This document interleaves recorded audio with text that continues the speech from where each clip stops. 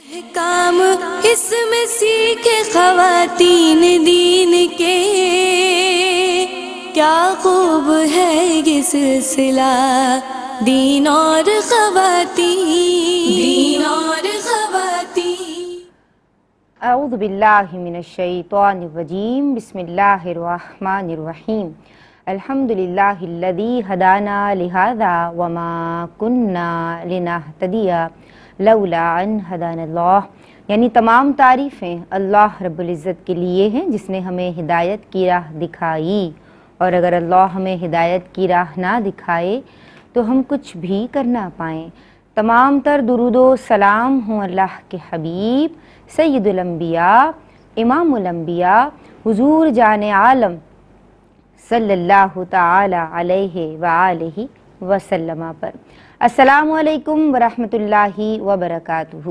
جناب، خواتین کی دینی تربیت اور اصلاح کے تعلق سے ARYQ TV کی یہ عمدہ کاوش جس کا سرنامہ ہے دین اور خواتین، اور جس کی میزبانی کی سعادت گزشتہ کئی برس سے ذرائع ناچیز کے حصے میں آ رہی ہے، اور جس کا بنیادی مقصد یہی ہے کہ صنف نازک کو دین کی تجلیات سے منور کیا جائے، کیونکہ جب گھر کی بنیاد basic unit of the family, ایک ماں، بہن، بیٹی، بچی دین سیکھ لے گی، ایک بہن دین سیکھ لے گی، تو پھر جناب وہ اپنے متعلقین کو بھی دین کی اور یعنی تبلیغ بھی کرے گی، دین کی ترغیب بھی دلوائے گی، اور جو کچھ اس کو سمجھ آیا وہ اپنے لیول پہ اپنی سطح پہ اس کو سکھائے گی بھی انشاءاللہ عز و جل۔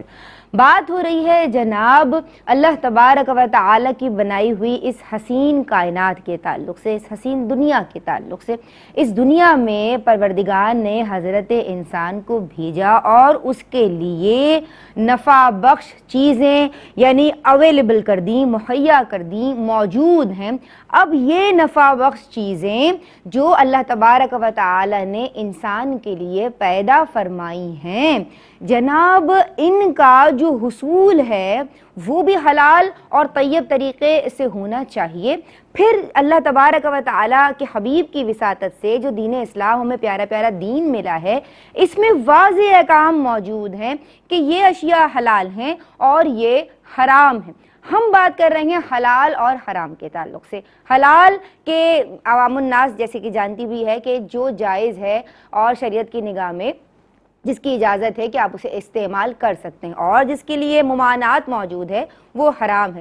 بات ہم نے کل کی رزق حلال کے تعلق سے۔ رزق حلال کمانے والا اتنی بڑی بشارت الکاسب حبیب اللہ، وہ مستجاب الدعوات ہے، وہ اللہ تبارک و تعالی کا تقرب حاصل کرتا ہے کہ جو رزق حلال کماتا ہے، پھر اس کے گھر میں فوائد ہوتے ہیں، یعنی اس کے فوائد و ثمرات ہیں، اس کی برکات ہیں، اس کے اثرات ہیں، اور جناب اللہ تبارک و تعالی خوش ہوتا ہے رزق حلال کمانے والے سے۔ اور اسی طرح سے جو حرام رزق حاصل کرتا ہے پھر اس کے ساتھ کیا ہوتا ہے، آج ہم اس حوالے سے بات کریں گے۔ اور ان تمام چیزوں سے بچنے کے لیے یعنی حرام سے بچنے کے لیے ہمیں معلوم بھی ہونا چاہیے نا کہ حرام رزق کیا ہے۔ تو آج ہم اس کا شرع حکم، حرام کی تعریف اور دیگر سوالات پروگرام میں شامل کریں گے۔ عالمات میری آپ کی ہم سب کی رہنمائی کے لیے موجود ہیں جو ہمیں حلال اور حرام کے تعلق سے آگاہی فراہم کریں گی۔ ماشاءاللہ دونوں ہی بہت خوبصورت گفتگو کرتی ہیں، عالمہ صفا فاطمہ، عالمہ سیدہ سکینہ۔ السلام علیکم ورحمۃ اللہ۔ وعلیکم السلام ورحمۃ اللہ۔ آپ دونوں خیریت سے ہیں؟ اللہ ماشاءاللہ۔ ہمارے پروگرام کا مستقل حصہ ہمارے مینٹور استاذنا المکرم شیخ الحدیث مفتی محمد احسن نوید خان نیازی دامت فیودہم فیض بخش ہیں، فیض گستر ہیں۔ سلام عرض کرتے ہیں جناب کو۔ السلام علیکم حضور۔ وعلیکم السلام ورحمۃ اللہ وبرکاتہ۔ آپ خیریت سے ہیں؟ الحمدللہ رب العالمین۔ ماشاء اللہ، اللہ آپ کا سایہ عاطفت دراز فرمائے۔ اور اس وقت ایک بریک شامل کر رہے ہیں، اپنے لبوں کو درود پاک سے تر رکھیں، حاضر ہوتے ہیں اس بریک کے بعد۔ بسم اللہ الرحمن الرحیم۔ السلام علیکم ورحمۃ اللہ۔ جناب دین اور خواتین میں آپ کا خیر مقدم ہے۔ آج ہم بات کر رہے ہیں حلال اور حرام کے احکام کے تعلق سے۔ عالمات آن دی سیٹ ہماری رہنمائی کے لیے موجود ہیں، عالمہ صفا فاطمہ کی سمت بڑھتے ہیں، اور کل ہم نے رزق حلال کے تعلق سے کلام کیا اور اس کی فضیلت اور اہمیت پہ روشنی ڈالی۔ حرام چیزوں سے ہر سطح پہ بچنے کا شریعت مطہرہ ہمیں حکم دیتی ہے، لیکن اس کے لیے حرام کے معانی اور مفاہیم بھی سمجھنے ضروری ہے نا، تو اس کی تعریف اور حکم شرعی بیان کیجیے۔ بسم اللہ الرحمن الرحیم۔ حرام کا جو لغوی معنی ہے وہ روکنا ہے جی۔ تو اللہ رب العزت نے جن کاموں سے ہمیں روکا انہی کے لیے حرام کی ٹرم یوز کی گئی ہے، اور ایک لفظ اور استعمال کیا جاتا ہے حریم، اور اس کا معنی یہ ہے کہ کنویں کے آس پاس ایک باؤنڈری وال بنا دی جاتی ہے تاکہ کنویں میں کسی چیز کے گرنے سے بچاؤ ہو جائے یا رکاوٹ بن جائے۔ تو اللہ رب العزت کی ناراضگی سے بچنے کے لیے بھی جو امور مقرر کر دیے گئے وہ حرام امور کہلاتے ہیں، اور اس سے مزید کم حکم جن کا ہوتا ہے وہ مکروہ تحریمی، پھر مکروہ تنزیہی، تو وہ پھر گریجولی اس کا حکم بیان کیا جاتا ہے۔ بہرحال حرام سے مراد وہ امور ہیں کہ جن سے رکنا شریعت مطہرہ نے ضروری قرار دیا ہو۔ پھر یہ ہے کہ قرآن کریم میں بعض اوقات تو لفظ حرام ہی کو مختلف طریقوں سے بیان کر دیا جاتا ہے، جیسے اللہ رب العزت نے فرمایا حرمت علیکم، تم پر حرام ہے المیتۃ والدم، پھر اس کے بعد اور چیزوں کا ذکر فرمایا کہ مردار تم پر حرام ہے، خون تم پر حرام ہے۔ تو لفظ حرمت اس بات کی وضاحت کر رہا ہے کہ ان چیزوں کو اللہ رب العزت نے حرام قرار دیا۔ بعض اوقات ویسے ہی کسی چیز سے منع کر دیا جاتا ہے، اور پھر اس آیت مبارکہ کے کانٹیکسٹ کو دیکھ کر فیصلہ کیا جاتا ہے کہ یہاں سے حرام مراد ہے یا نہیں، جیسا کہ اللہ رب العزت نے فرمایا لا تأکلوا الربا، ربا کو نہ کھاؤ، تو یہاں سے پھر علماء نے بیان فرمایا کہ ربا کی حرمت اس آیت مبارکہ میں بیان ہو رہی ہے۔ اسی طرح یہاں حرمت سے مراد حرام ہونا، جو آیت مبارکہ جہاں لفظ حرمت ذکر ہوا وہاں تو واضح ہے کہ حرام بیان ہو رہا ہے، لیکن بعض اوقات لفظ حرام ذکر نہیں کیا جاتا مگر وہاں حرمت مراد ہوتی ہے، اچھا ہوتی ہے، جیسا کہ بیان ہوا لا تأکلوا الربا، کہ تم ربا نہ کھاؤ۔ تو ویسے تو خیر صرف کھانے سے نہ کھانے کا حکم دیا جا رہا ہے، لیکن پھر علماء نے اس کی وضاحت بیان فرمائی کہ یہاں سے مراد جو ہے وہ مفسرین بیان فرماتے ہیں کہ حرمت ذکر کی جا رہی ہے کہ ربا کا استعمال کرنا حرام ہے۔ اسی طرح وَاجْتَنِبُوا قَوْلَ الزُّورِ، جھوٹی بات سے بچو، تو جھوٹ کی حرمت یہاں سے بیان ہو رہی ہے۔ اسی طرح بعض اوقات دنیاوی جو ہیں وہ حدود یا شرعی حدود بیان کر دی جاتی ہیں، کچھ سزائیں بیان کر دی جاتی ہیں جن سے اس کام کی حرمت ظاہر ہوتی ہے جس کام پر وہ سزا بیان کی گئی۔ جیسے چور اگر چوری کرتا ہے تو اس کی سزا قرآن کریم نے بیان فرمائی فَاقْطَعُوا أَيْدِيَهُمَا، کہ ان دونوں کے جو چور ہیں چاہے وہ مرد ہو یا عورت، وہ ایک خاص پھر اس کی ڈیفینیشن بیان کی جاتی ہے کہ چوری کس کو کہتے ہیں۔ بہرحال چوری کرنے والے کے لیے سزا بیان کی گئی کہ اس کے ہاتھ کاٹے جائیں گے، تو اس سے چوری کی حرمت بھی ذکر ہو رہی ہے۔ تو بعض اوقات ایسا ہوتا ہے کہ لفظ حرام قرآن میں ذکر نہیں ہوتا مگر وہاں سے اس حکم کی قباحت اور حرمت بیان ہو رہی ہوتی ہے۔ اس سے یہ بھی ظاہر ہوتا ہے کہ محض ڈکشنری کو فالو کرتے ہوئے ہم حرام کی وضاحت یا حلال کی وضاحت صحیح طور پر نہیں کر پاتے ہیں۔ جو مفسرین نے وضاحتیں بیان کی ہوتی ہیں ان کو دیکھتے ہوئے حکم دیکھا جاتا ہے کہ کون کون سے کام حرام ہیں یا کون سے کام حلال ہیں۔ جہاں تک حرام کی ڈیفینیشن کی بات ہے تو حرام یقینی سی بات ہے وہی کام ہے کہ جس کو کرنے ایک مرتبہ کرنے والا بھی سخت گناہ کا مرتکب ہوگا۔ اگر بالفرض کوئی شخص یہ کہتا ہے کہ ہمیں تو پتہ ہی نہیں ہے کہ یہ کام حرام ہے، تو پہلی بات تو یہ کہ حرام کا جاننا اور حلال کا جاننا ہر مسلمان کے لیے ضروری ہے۔ صحیح، وہ یہ عذر آخرت میں پیش نہیں کر سکتا کہ مجھے حرام کا پتہ نہیں تھا، لہٰذا یہاں پر حرام دنیا کا میں جاننا ہی اس لیے ضروری ہے کہ معلومات حضرت صاحب بھی فرما رہے تھے تبھی تو بچیں گے، جب معلوم بالکل ہوگا کہ اس یہ سے حرام بچنا ہے۔ ضروری ہے تو ظاہر ہے کہ اس کی معلومات بھی ضروری ہے۔ تو حرام ایسے افعال ہیں یا ایسے امور ہیں کہ جن سے بچنا ضروری، ان کی معلومات حاصل کرنا بھی ضروری، اور اگر بعد میں پتہ چلا کہ فلاں کام حرام تھا اور مجھ سے اس کا ارتکاب ہو گیا تو پھر اب توبہ بھی ضروری ہے، اس کا تدارک بھی ضروری ہے۔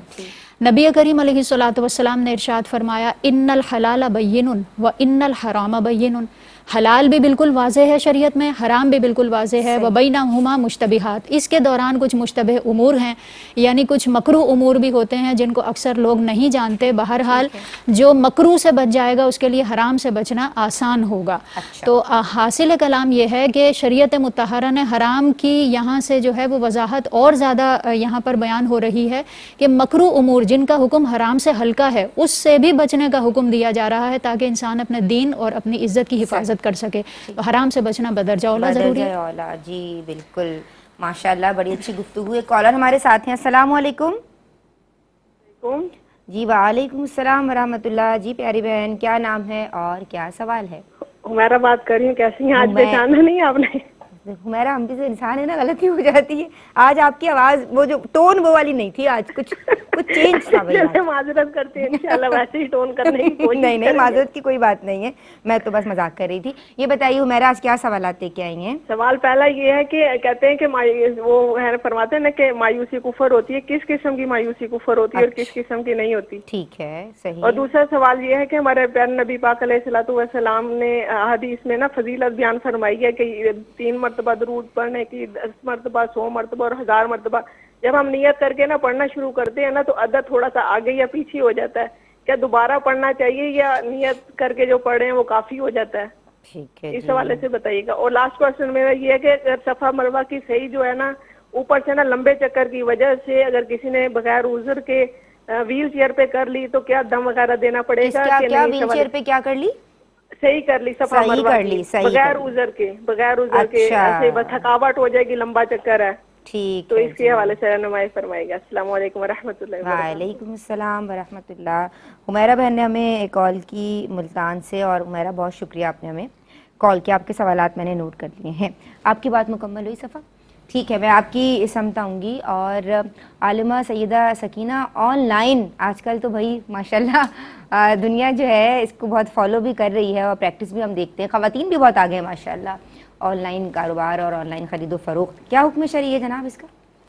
अऊज़ु बिल्लाहि मिनश्शैतानिर्रजीम, बिस्मिल्लाहिर्रहमानिर्रहीम। देखें, जहाँ तक ख़रीदो फ़रोख्त का मामला है तो बिज़नेस ऑनलाइन हो या ऑफ़लाइन, दोनों सूरतों में कुछ कंडीशंस हैं कि जिन सूरतों में ऑफ़लाइन बिज़नेस में जो सूरतें जायज़ हैं वो ऑनलाइन बिज़नेस में भी जायज़ हैं। बुनियादी तौर पर शरीयत मुतहरा ने एक शर्त रखी है और वो ये है कि उन तमाम मामला से बचा जाए जो इसमें झगड़े का बाइस बन रही हों। फिर इसके तहत कुछ उसूल व ज़वाबित मुकर्रर किए गए हैं। इसी दौरान देखा जाता है कि चीज़ें दिखाई कुछ जाती हैं और बेची कुछ और जाती हैं, तो धोखा देना किसी भी सूरत जायज़ नहीं है। वो तमाम क़यूदात जो ऑफ़लाइन बिज़नेस में है वो ऑनलाइन बिज़नेस में भी लागू होंगी। जैसा फरमाया गया कि जिसने धोखा दिया वो हम में से नहीं है, तो धोखा देना जायज़ ही नहीं है, वो ऑफ़लाइन दिया जाए या ऑनलाइन दिया जाए। सही बात है। दूसरी सूरत यह है कि बाज़ औक़ात होता यह है कि जो चीज़ें सेल की जा रही होती हैं, अब जिन्होंने ली हैं उन्होंने देखे बगैर उसका ऑर्डर किया, देखे बगैर उसको ऑर्डर किया। अब जब वो चीज़ सामने आई वो बिल्कुल अपोजिट होती है, उसके अंदर वो क्वालिटीज़ नहीं पाई जा रही होती हैं जो सेल करने वाले ने हमें बताई होती हैं या हम जो समझ रहे होते हैं। तो शरीयत मुताहरा ने अब इसमें एक इख्तियार दिया है और उसे कहते हैं ख़ियार रुयत। ख़ियार रुयत यह है कि जब वो क्वालिटीज़ के मुताबिक नहीं है तो अब हमारे पास ये इख्तियार है कि हम वो चीज़ वापस कर सकते हैं। अच्छा। इसी तरह ऑनलाइन बिज़नेस में होता है कि कुछ पिक्चर्स हमें दिखा दी जाती हैं और बाज़ औक़ात जब वो चीज़ हमारे सामने आती है तो उसके बिल्कुल अपोजिट होती है, यानी उसके अंदर वो क्वालिटीज़ पाई नहीं जाती। तो हमारे पास ये इख्तियार है कि हम ये सौदा कैंसिल कर सकते हैं, ये डील कैंसिल करेंगे और वो चीज़ वापस कर सकते हैं। तो जो सेल करने वाला है वो इस डील का कैंसिल करना एक्सेप्ट करेगा। कि वो जो सामने राइडर होता है वो कहता है बाजी हम तो मजबूर हैं, हमें तो मालूम नहीं, अब जो आ गया वो आपको लेना होगा। जी बिल्कुल ऐसे ही होता है। तो जो डील कैंसिल करेगा वो एक्सेप्ट करनी पड़ेगी। नॉर्मली हमारे यहाँ पर ऐसा होता नहीं है लेकिन शरई मामलात में इन चीज़ों को पेश नज़र रखा जाना चाहिए। तीसरी कंडीशन ये है कि प्रोडक्ट्स की पिक्चर्स अपलोड कर दी जाती हैं और वो इनकी मिल्कियत में होता नहीं है, जबकि ये जायज़ नहीं है। हदीस मुबारक है ला तबीअ मा लैसा इंदक, वो चीज़ ना बेचो जो तुम्हारे पास नहीं है, यानी गैर ममलूका बे जायज़ नहीं है। ऑप्शन दिया जाता है बाय नाउ का, जबकि ऑप्शन देना चाहिए ऑर्डर नाउ का। उसके बाद फिर आप डिस्क्रिप्शन में इस बात की वजाहत कर दें कि हम ये वादा करते हैं कि जो चीज़ आप ऑर्डर करेंगे हम वो परचेज करके आप तक पहुंचा देंगे, क्योंकि वादा बे में कब्ज़ा ज़रूरी नहीं है। आखिरी बात यह है कि बाज़ औक़ात पैसों के हुसूल के लिए हलाल और हराम की तमीज़ बिल्कुल भुला दी जाती है, जबकि इसके हवाले से सख्त वईदात ज़िक्र की गई हैं। हज़रत अबू बकर सिद्दीक़ रज़ियल्लाहु ताला अन्हु से रिवायत है, सरकार अलैहिस्सलातु वस्सलाम ने इरशाद फरमाया, अल्लाह रब्बुल इज़्ज़त ने उस जिस्म पर जन्नत हराम फरमा दी है जो हराम माल से पला बड़ा हो। तो बिज़नेस वो ऑनलाइन हो या ऑफलाइन, उसमें सच्चाई और अमानतदारी ये अहम तरीन चीज़ है। तिरमिज़ी शरीफ की हदीस मुबारक है, हुज़ूर ख़ातमुन नबीयीन अलैहिस्सलातु वस्सलाम ने इरशाद फरमाया कि सच्चा और अमानतदार ताजिर अंबिया किराम अलैहिमुस्सलातु वस्सलाम सिद्दीकीन और शुहदा के साथ होगा। तो बिजनेस करें, बिल्कुल करें, आप ऑनलाइन करें या ऑफलाइन करें, लेकिन इस बात का ख़ास ख्याल रखें कि कोई भी ऐसा अमल आपसे सादिर ना हो जो तालीमात शरा के ख़िलाफ़ हो। सुभान अल्लाह, माशाल्लाह। देखिए दीन कितना प्यारा दीन है और इसकी तालीमात कितनी प्यारी हैं, लेकिन थोड़ा कॉन्शियस होना है और तमाम चीज़ों को पहले पेश निगाह रखना है कि शरीयत क्या तकाजा कर रही है, आप फिर कोई बिज़नेस स्टार्ट कीजिए, देखिए कैसे बरकत आएगी। मुफ्ती साहब, मैं आपकी समत आ रही हूँ और ऑनलाइन खरीद फ़रोख्त के ताल्लुक से, और कल भी आपने माशाल्लाह हराम के हवाले से और ये जो ताजिर बरादरी बड़ी तंबीह भी फरमाई थी, आज भी मैं चाहती हूँ कि इस हवाले से आप कलाम फरमाएँ। बिस्मिल्लाहिर्रहमानिर्रहीम, सल्लल्लाहु अला हबीबिही मुहम्मदिन व अला आलिहि व सहबिही व बारक वसल्लम। देखिए, हम जब मुआशरे को देखते हैं तो हमें आम तौर पर दो तर्ज अमल नज़र आते हैं और दोनों ही गलत तर्ज अमल हैं। एक उस इंतहा पर है, दूसरा इस इंतहा पर है, यानी एक में इफ़रात है, एक में तफरीत है। एक तर्ज अमल तो ये नज़र आता है कि बाज़ लोग जो है वो बात बात पे हराम हराम हराम कहते हैं, हराम की तकरार करते हैं, हर चीज़ का उन्हें पूरा इल्म नहीं होता, उसके बावजूद जो है वो हर चीज़ को हराम कह रहे होते हैं। दूसरी तरफ वो तर्ज अमल है कि जो हर चीज़ को ही हलाल हलाल हलाल किसी चीज़ को हराम समझ ही नहीं रहे होते, उसके लिए उनके बिल्कुल नरम गोशा होता है। तो ये दोनों इंतहाएँ हैं, दोनों गलत हैं। हर चीज़ का जो अपना दर्जा है, तो फ़र्क़ मरातिब बहरहाल मलूज़ रखना होता है। फ़र्क़ मरातिब शख्सियात में मलूज़ रखना भी ज़रूरी है, नज़रियात में मलूज़ रखना भी ज़रूरी है, और आमाल व अफ़आल में भी फ़र्क़ मरातिब मलूज़ रखना ज़रूरी है। अच्छा, तो हर चीज़ जो है उसका एक दर्जा नहीं होता, एक कैटेगरी नहीं होती। तो जो ना करने वाले काम हैं, गलत काम हैं या बुरे काम हैं, वो सारे एक दर्जे के नहीं हैं। किसी काम का गलत होना या किसी काम का बुरा होना, उसका ये मतलब नहीं होता कि ये हर सूरत हराम ही होगा। गलत काम के अलग अलग दर्जे हैं। इसी तरह जो अच्छा काम है उसके भी अलग अलग दर्जे हैं। ऐसा नहीं है कि जो भी अच्छा काम हो या नेक काम हो तो वो फ़र्ज़ ही होगा, उसमें अलग अलग दर्जे हैं। मेरे ख्याल में कॉल है, कॉल ले लें फिर मैं इसकी वजाहत करूँ। जी बहुत शुक्रिया। अस्सलाम वालेकुम, एक कॉलर हमारे साथ हैं। वालेकुम सलाम। मैंने सवाल किया था जी बहन, कि दो आपस में तो यानी कजन अन्ना, वो उसके दो भाई बड़े हैं, तो बड़े दोनों भाइयों ने उसके माँ का दूध पिया हुआ है और उसके छोटे बहन भाई हैं, उसने भी उनका दूध पिया हुआ। बीच में दरम्यान में एक लड़की एक लड़का, उन्होंने दूध नहीं पिया हुआ, और छोटे ने भी पिया है, बड़े ने भी पिया है। तो वो क्या वो दरम्यान वाला एक रिश्ता उस पर जायज हो सकता है? दरमियान वाला एक लड़का लड़की ने नहीं पिया हुआ, ठीक है। हाँ, वो दरम्यान वाले ने एक ने नहीं पिया, दोनों ने उनकी माँ का पिया, और यानी इधर का उधर का दो तरफा दो तरफ, दरम्यान में सिर्फ उसी लड़की और उसी लड़के ने नहीं पिया। तो आप रिश्ते की बात कर रही हैं ना? हाँ जी, रिश्ते की बात कर रही हैं। ठीक है जी, बहुत शुक्रिया आपने हमें कॉल की। तो ये सवाल जो है थोड़ा सा पेचीदा है, तो आप ज़रा बता दीजिएगा जब वक्त आएगा। अभी अपनी बात मुकम्मल कीजिएगा। जी, तो मैं गुजारिश कर रहा था कि जो ना करने वाले काम हैं, जिन कामों से शरीयत ने रोका है या मना किया है, या जो काम बुरे समझे जाते हैं या नापसंदीदा हैं, वो सारे एक कैटेगरी के नहीं हैं। सब के अंदर फ़र्क है, तफावत है, उनकी बाकायदा ग्रेडिंग है, बाकायदा क्लासिफिकेशन है। तो एक दर्जा जो है वो हराम का है, एक दर्जा मकरूह तहरीमी का है, एक दर्जा इसाअत का है, एक दर्जा मकरूह तंजीही का है, एक दर्जा खिलाफ औला का है। ये सारे काम वो हैं जो नापसंदीदा हैं, ये सारे काम वो हैं कि जो बज़ाहिर अच्छे नहीं हैं। तो लेकिन ये सब एक कैटेगरी के नहीं है, एक हराम में फॉल कर रहा है, एक मकरूह तहरीमी में जा रहा है, एक इसाअत में जा रहा है, एक मकरूह तंजीही में जा रहा है, खिलाफ औला में जा रहा है। यानी ये 5 कैटेगरीज़ हैं। तो इसलिए किसी भी नापसंदीदा काम पर अपनी राय से उसे हराम नहीं कहना चाहिए। बाद लोगों को ये आदत होती है ना कि उन्हें किसी भी चीज़ के बारे में जब देखते हैं उन्हें लगता है कि ये नापसंदीदा बात है, तो वो उसको फ़ौरन से कह देते हैं हराम है, बग़ैर सोचे समझे कि ये वाक़ियतन हराम के ज़ुमरे में शुमार होता भी है या नहीं ये काम। तो इस तरह जो है वो अपनी अटकल से फतवे सादिर नहीं करने चाहिए, ना हर काम को अपनी राय से इस तरह जो है वो हराम कहना चाहिए। नापसंदीदा है अगर आपको ना, अब पहली बात तो यह कि बाज़ औक़ात ये भी पता नहीं होता, नापसंदीदा समझ रहे होते हैं, हकीकत में नापसंदीदा होता नहीं है। एक तो ये भी प्रॉब्लम है। और जो है मैं अर्ज़ करता हूँ, मेरे ख्याल में कॉल है। जी बहुत शुक्रिया। अस्सलाम वालेकुम, एक कॉलर हमारे साथ हैं। अस्सलाम वालेकुम। जी वालेकुम अस्सलाम। बहन क्या नाम है और क्या सवाल करना चाहती हो? जी मैं कुलसुम को उठा के बोल रही हूँ। मेरा ये सवाल है कि मेरी बेटी 14 साल की है, तो नानों पे किसी ने बताया कि वो बीमार है तो दम करना है, तो क्या वो कर सकती है? इस उम्र में 14 साल की है, सूरत 3 दफा पढ़नी है उसने। سورت 3 دفعہ پڑھنی ہے؟ اچھا ٹھیک ہے جی، دم کرنے کا سوال جی، حضور اپنی بات مکمل کیجیے جی۔ آپ کی بات مکمل ہو گئی جی؟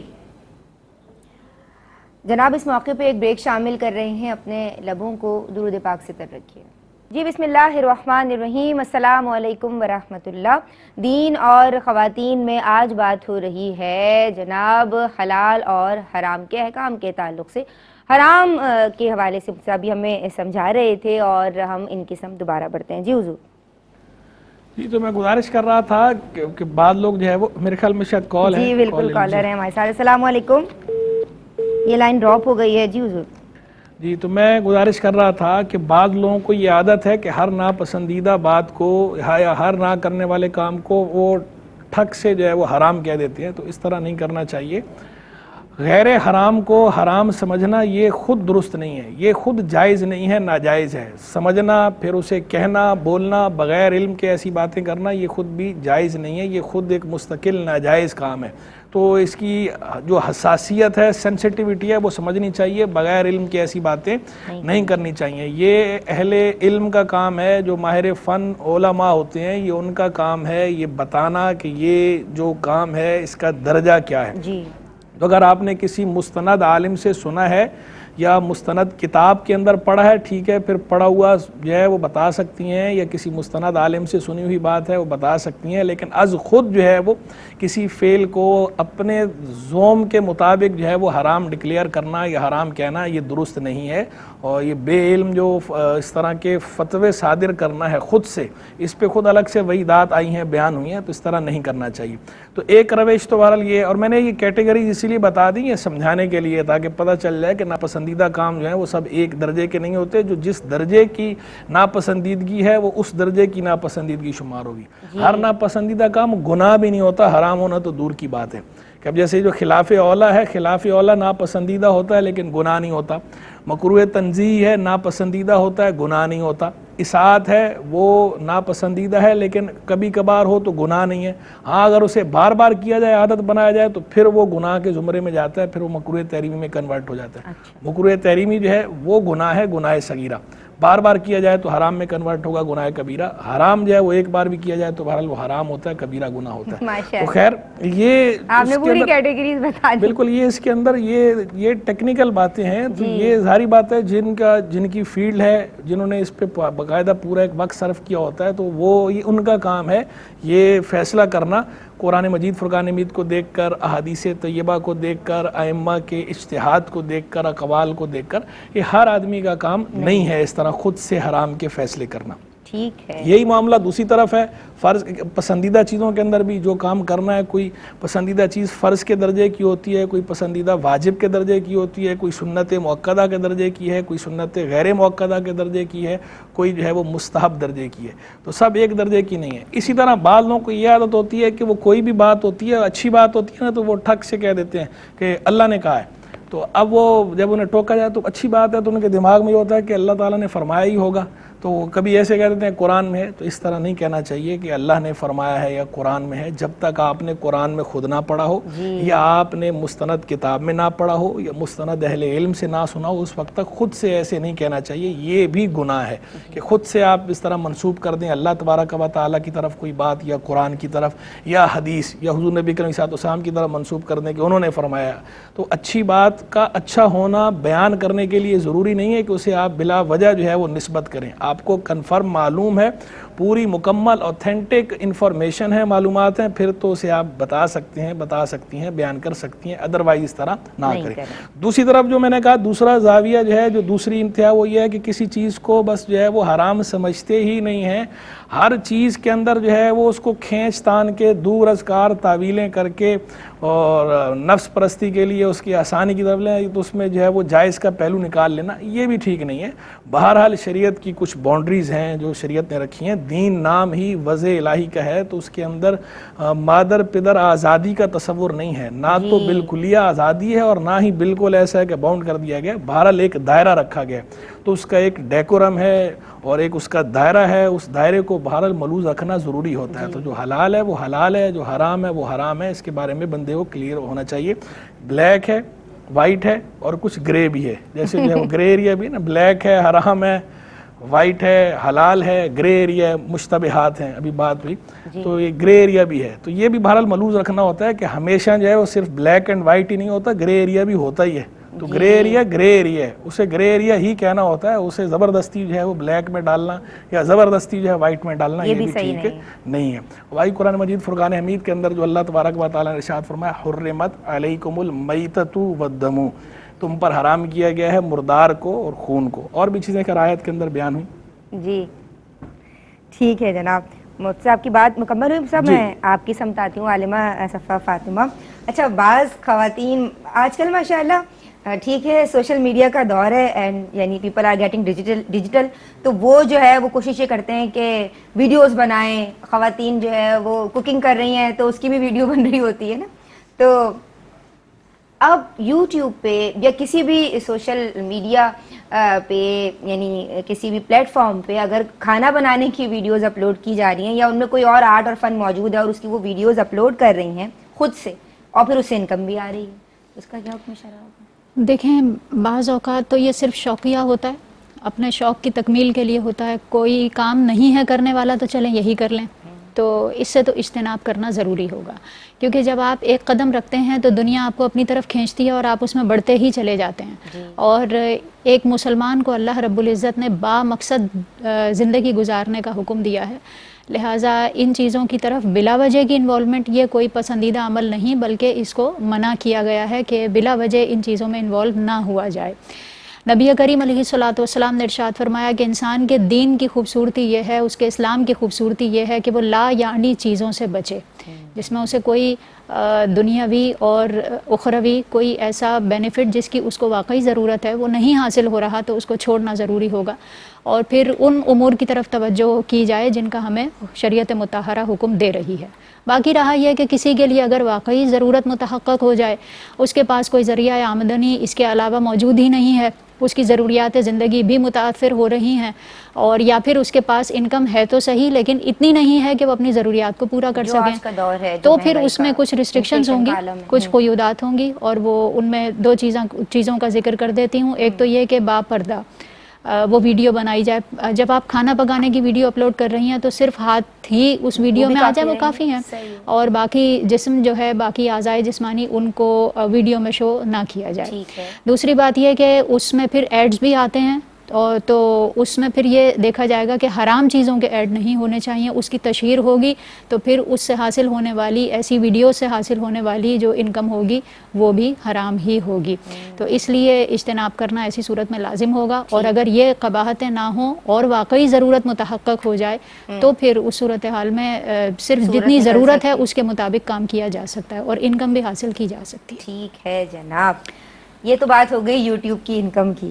آن لائن جو ہے وہ بہنیں ٹیوشن بھی پڑھا رہی ہیں, بہنیں قرآن پاک بھی پڑھا رہی ہوتی ہیں, ناظرہ تجوید کی کلاسز لے رہی ہوتی ہیں, کیا فرمائیے گا, اس کا کیا حکم شرع ہے؟ بسم اللہ الرحمن الرحیم. دیکھیں جس طرح باقی تمام امور میں سوشل میڈیا کا یوز ہو رہا ہے, اسی طرح ٹیچنگ میں بھی جو ہے وہ اس کی ضرورت محسوس ہوتی ہے, اور اب ایک سوشل میڈیا جو ہے وہ ہمارا زندگی کا ایک اہم حصہ, مستقل حصہ بن چکا ہے. اور بعض اوقات ایسا ہوتا ہے کہ اسٹوڈنٹس جو ہیں وہ ان کے لیے فزیکل کلاسز لینا پاسبل نہیں ہوتا, کاسٹلی ہو جاتا ہے, تو پھر اس صورت میں بھی ٹیچنگ کرنا بالکل جائز ہے, آن لائن پڑھانا بالکل جائز ہے, اور اس سے حاصل ہونے والی پیمنٹ لینا بھی بالکل درست ہے. محض اس میں پیسوں کے حصول کی نیت نہیں ہونی چاہیے, بلکہ خالصتاً اللہ رب العزت کی رضا کی نیت ہو اور نسل نو میں شعور بیداری کی نیت ہونی چاہیے. پھر اس میں کچھ ایسے پہلو ہیں جن میں احتیاط کرنا بہت ضروری ہے. مثلاً اگر مرد حضرات ویڈیو کال پہ پڑھا رہے ہیں تو اس میں تو کوئی ایشو نہیں ہے, لیکن خواتین اپنی ویڈیوز شیئر ہرگز نہ کریں, کیونکہ بعض اوقات اس کا مس یوز ہو جاتا ہے. اسی طرح خواتین اگر نابالغ بچوں کو پڑھا رہی ہیں تو زیادہ ایشو نہیں ہے, لیکن پھر بھی احتیاط برتنی چاہیے. اسی طرح اگر وہ بچیوں کو پڑھا رہی ہیں تو بھی ویڈیو کال سے اجتناب کریں، کیونکہ بعض اوقات اکثر ویسے ہوتا یہی کہ نارملی ہمارے گھروں میں ہی آن لائن کلاسز ہو رہی ہوتی ہیں، تو آس پاس ہمارے گھروں میں محرم موجود ہوتے ہیں، تو یہ اس وقت بھی مناسب نہیں ہے۔ تو احتیاط کی صورت یہی ہے کہ مرد حضرات مردوں کو پڑھائیں، خواتین جو ہے وہ خواتین کو پڑھائیں، لیکن پھر بھی ٹیچنگ کرنا آن لائن بالکل جائز ہے، اس سے حاصل ہونے والی پیمنٹ بھی بالکل لینا درست ہے، اور اس میں بس شرعی قیودات کا خیال رکھنا چاہیے۔ جی حضور میں آپ کی سمت آؤں گی، اس حوالے سے آپ کامنٹس فرمائیں گے یا میں کالرز کے سوالات کی طرف آ جاؤں؟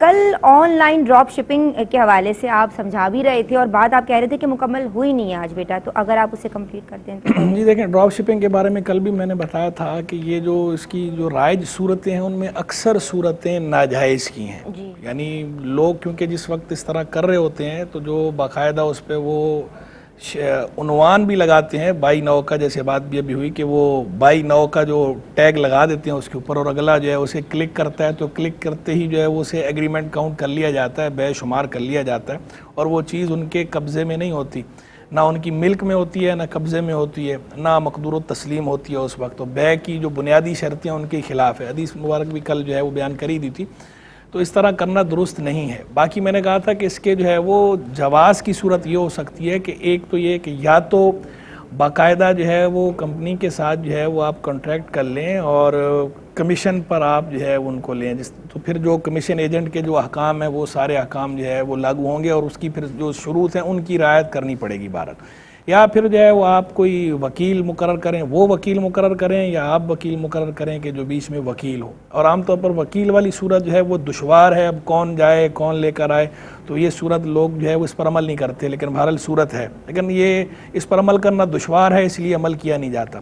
تیسری صورت پھر یہ ہے کہ جو میں نے کل بھی جو ہے وہ عرض کی تھی ضمناً کہ بجائے جو ہے وہ بے کے وعدہ بے کر لیا جائے، اور یہ جو بائی نو ہے اس کا ٹیگ ہٹا کے جو ہے وہ آرڈر نو کا جو ٹیگ ہے یہ لگایا جا سکتا ہے، لیکن بہرحال اس میں وضاحت یہ کرنی ضروری ہوگی، یا تو ڈسکرپشن میں کریں یا کسی بھی جگہ اس کی وضاحت کر دیں کہ ہم آپ کو چیز جو ہے وہ پرچیز کر کے دیں گے، تاکہ یہ وعدہ بے ہو جائے، بے نہ ہو۔ تو بے کے صحیح ہونے کے لیے بہرحال ملک میں ہونا بھی ضروری ہے اور قبضہ بھی ضروری ہے، چاہے وہ قبضہ حقیقتاً ہو یا حکماً ہو۔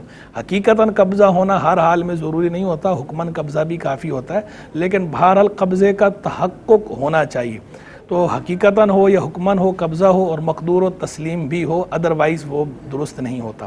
تو بس تھوڑا سا ہی طریقہ کار بدلنے کی ضرورت ہوتی ہے، وہی تھوڑا سا طریقہ کار بدل کے اس چیز کو جائز طریقے سے بھی کیا جا سکتا ہے، بس اگر بندہ خوف خدا رکھنے والا ہو اور حلال حرام کے فرق کو سمجھتا ہو اور حلال حرام کے فرق کو برتنا چاہتا ہو، وہ کر سکتا ہے۔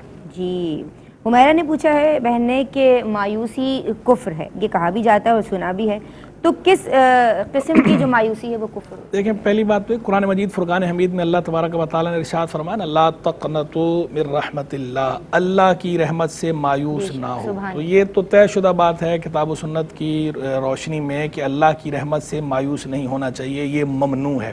اب یہ ممانعت جو ہے وہ کس درجے کی ہے؟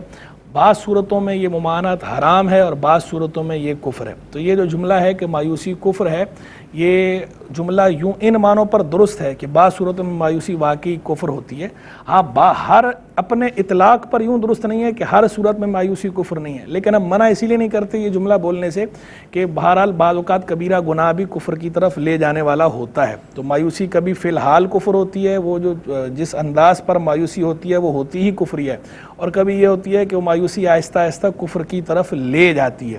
تو اس لیے یہ جملہ بولنے میں تو حرج نہیں ہے، باقی جو ہے وہ کفر قرار دینے کے لیے اس کے ساتھ کوئی ایسا اعتقاد ہونا ضروری ہے، عقیدہ ہو یا جملہ ہو کہ جو واقعی کفریہ ہو، جیسے اللہ کی رحمت سے مایوس ہو اور معاذ اللہ اللہ کو بخیل سمجھ رہا ہو، یا معاذ اللہ اللہ کو ظالم سمجھ رہا ہو، یا معاذ اللہ اللہ کو عاجز سمجھ رہا ہو، یا معاذ اللہ یہ سمجھ رہا ہو کہ اللہ کو علم نہیں ہے میرے ان احوال کا۔ اس طرح کا کوئی کفریہ عقیدہ یا کفریہ جملہ وہ ساتھ ہونا ضروری ہے، وہ ہوگا تو مایوسی کو کفر کہا جائے گا۔ کوئی کفریہ عقیدہ یا کفریہ جملہ نہ ہو تو پھر اس صورت میں مایوسی حرام تو بہرحال ہے، اور یہ ہمارے عقائد کا مسئلہ بھی ہے، کتب کلامیہ میں بھی لکھا جاتا ہے وَالْأَمْنُ مِنَ اللَّهِ كُفْرٌ وَالْيَأْسُ مِنَ اللَّهِ كُفْرٌ، اللہ کی رحمت سے مایوس ہونا بھی کفر، اور اللہ کی خفیہ تدبیر سے اپنے آپ کو محفوظ سمجھنا، اللہ کے عذاب سے اپنے آپ کو قطعی طور پر محفوظ سمجھنا، یہ بھی جو ہے وہ کفر ہے۔ بہرحال یہ اس سے بچنا ہی چاہیے. تو یہ تھوڑا سا ٹیکنیکل فرق ہے کفر کا اور حرام کا، ادروائز اس کے ممنوع ہونے میں، اس کے برا ہونے میں کوئی کلام نہیں ہے. اور اللہ کی رحمت سے تو مایوس ہونا ہی نہیں چاہیے. جب اللہ نے خود منع فرمایا کہ لا تقنطوا من رحمت اللہ، اللہ کی رحمت سے مایوس نہ ہو، تو بندے کو مایوس ہونا نہیں چاہیے. بندے کو اس کا رب کافی ہوتا ہے. اچھا جی. وَمَن يَتَوَكَّلْ عَلَى اللَّهِ فَهُوَ حَسْبُهُ، جو اللہ پہ بھروسہ کرے اللہ اسے کافی ہے. سبحان اللہ. یہ بتا دیں گے حضور جلدی سے کہ نانوں پہ دم کر سکتی ہے 14 سال کی بچی؟ 14 سال کی بچی ہے، کوئی اگر قرآن مجید فرقان حمید کی آیت ہے یا درود شریف وغیرہ ہے یا کوئی جائز چیز اگر پڑھ کے دم کرتی ہے تو کوئی حرج نہیں ہے، کر سکتی ہے. بہت شکریہ. جو سوال رہ گئے انشاءاللہ زندگی رہی اللہ نے چاہا تو میں اگلے پروگرام میں شامل کروں گی. مفتی صاحب میں آپ کی بہت شکر گزار ہوں. عالمات، عالمہ صفا فاطمہ اور عالمہ سیدہ سکینہ، میں آپ دونوں کا شکریہ ادا کرنا چاہتی ہوں. ناظرین آپ لوگوں کا بہت شکریہ کہ آپ لوگ ہمارے پروگرام کو پسند کرتے ہیں اور اپنی کوئریز ہمارے اس پلیٹ فارم تک لے کے آتے ہیں. اللہ تبارک و تعالی نے چاہا تو ہم دین سیکھتے رہیں گے اور سکھاتے رہیں گے. اللہ ہم سب کی اس سعی کو اپنی بارگاہ میں قبول و منظور فرمائے. السلام علیکم ورحمۃ اللہ. بہرے نصاب دیکھیے آقا کے فرامی، اوج کمال پر ہے وہ تابندہ مضامی. احکام اس میں سیکھے خواتین دین کے، کیا خوب ہے یہ سلسلہ دین اور خواتین